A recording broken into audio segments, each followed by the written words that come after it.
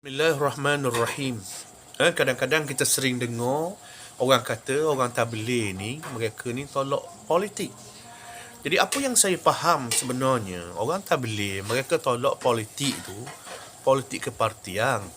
Mereka tak mahu terlibat dengan bala, dengan hukum, dengan mencaci, dengan beci. Kerana caci maki ini bersalahan dengan dakwah. Mereka ambil dakwah. Mereka ambil dakwah comel dah.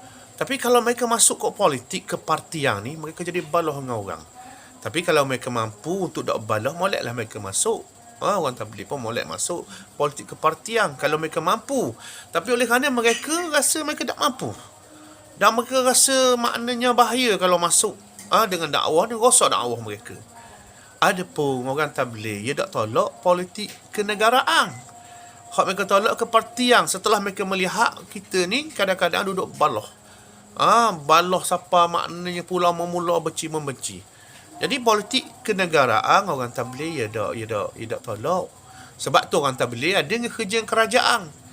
Ada kerja dengan kementerian yang berkait dengan kenegaraan.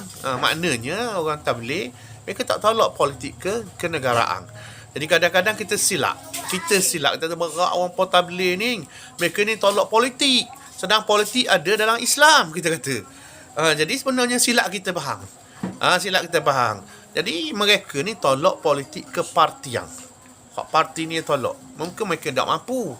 Ataupun mereka melihat kotor kerana duduk main balah, mencaci maki hamung pula memulau. Balah sesama Islam. Jadi hak politik kenegaraan ni, hak Nabi dulu ni politik kenegaraan. Politik menguruskan negara. Bagaimana nak urus negara maknanya? Jadi mereka terima politik kenegaraan. Walau bagaimanapun dalam sistem demokrasi ni orang nak pergi ke politik kenegaraan, sebenarnya mereka kena masuk politik kepartian.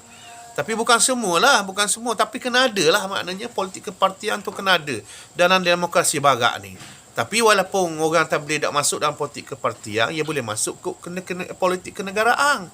Mereka jadi cikgu ada, doktor ada, jabatan negara dia ada. Jadi maknanya mereka tak tolak politik kenegaraan.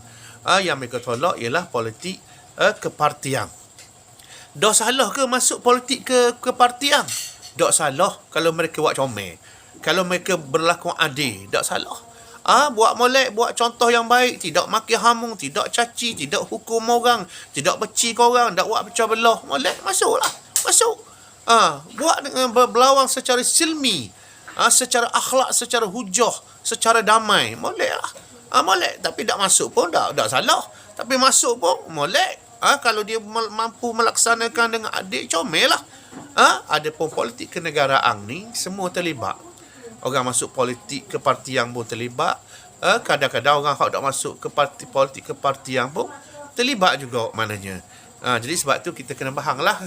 Kita kena faham secara comel lah. Maksudnya apabila orang tabligh kata ia tak mahu masuk parti politik. Jangan kita kata mereka tak terima politik. Tak terima politik. Pasal politik tu ada dua jenis. Satu politik kepartian. Yang kedua politik kenegaraan.